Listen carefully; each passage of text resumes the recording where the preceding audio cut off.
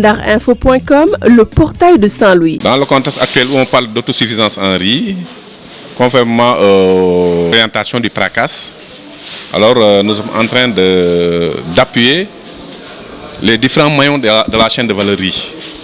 Donc nous avons fait venir ici 25 micro-entreprises qui sont dans le portefeuille du PADER. Ces 25 micro-entreprises, nous les avions formées l'année dernière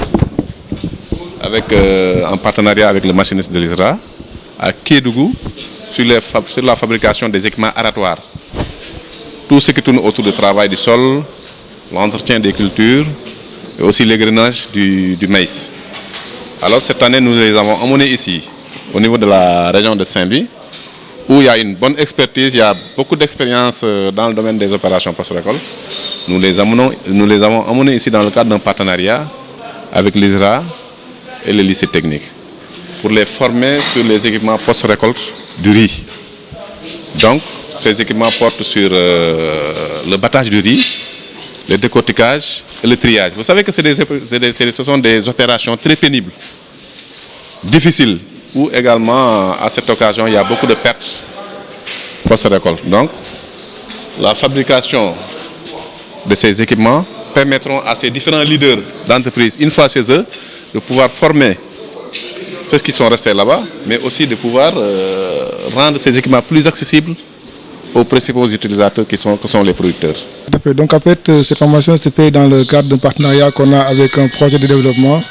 Il s'agit du projet PADER, en fait. C'est un projet de développement, c'est un programme de développement. Et nous, en fait, donc on avait eu le même bailleur, c'est-à-dire le bailleur en général, la majeure partie de l'argent est virée chez le projet de développement et nous, dans la recherche, on est censé les accompagner pour renforcer les capacités. Donc c'est dans le cadre de ce partenariat que la formation a eu lieu. Donc ça, c'est la deuxième phase qui a été réalisée au niveau de Kédougou, où en fait on avait réalisé du matériel aratoire et une égrenage à maïs. Et ici, donc, on est venu à Saint-Louis pour reprendre le même format, mais dans la riziculture en fait. Donc là, on est en train de faire des équipements d'usinage du riz, tout ce qui est transformation de riz de qualité dans la vallée. Donc c'est pour ça qu'on a invité les maîtres artisans qui sont de la zone de Matam, Kolda, Kédougou, vers Goudiri et autres pour venir vraiment voir déjà la zone de production, voir l'environnement de production, voir les équipements et pour comprendre aussi la dynamique qui va bientôt s'ouvrir dans leur zone avec les programmes qui sont en route dans le gouvernement, à savoir le PRACAS et autres en fait. xam-xam bi ñu jëlee fii tey jii bu ñu demee dinañ ko partager ak suñu waa ay askan parce que nekk na loo xamante ni tey jii si wàllu ceeb bi gisoon nañ tey bu gars yi bayoon ba pare di bàcc dañuy jël seen loxo di bàcc te ñu jàng fi benn batteuse boo xamante ni da ngay taxaw nga bay waaye ci weer ceeb bi ba mu wow ñëw dugal ko si mu bàccal la ko sans problème vraiment loolu njëriñ la xam-xam la yokk nañ suñu ay capacité ba tey jii ñeme nañ taxaw fu ne ñeme nañ dem fu nekk liggéey fa mu ñeme nañ dem fu nekk wax fa ñeme nañ dem fu nekk tey jëwoon fa suñu ay bopp. waaw vraiment loolu am na njëriñ trop te kontaan nañ si bu baax gis nañ li ñu PADER di jàppale quoi vraiment. Rien sur ces machines n'a été importé. Tout a été fabriqué localement et ici avec des artisans locaux.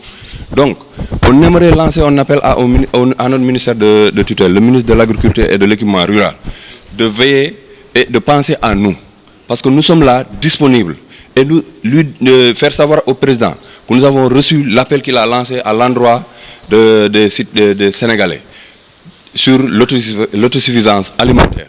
Et nous sommes disposés, nous sommes engagés à accompagner le président, les Sénégalais dans cette vision. Ndarinfo.com, l'information en temps réel.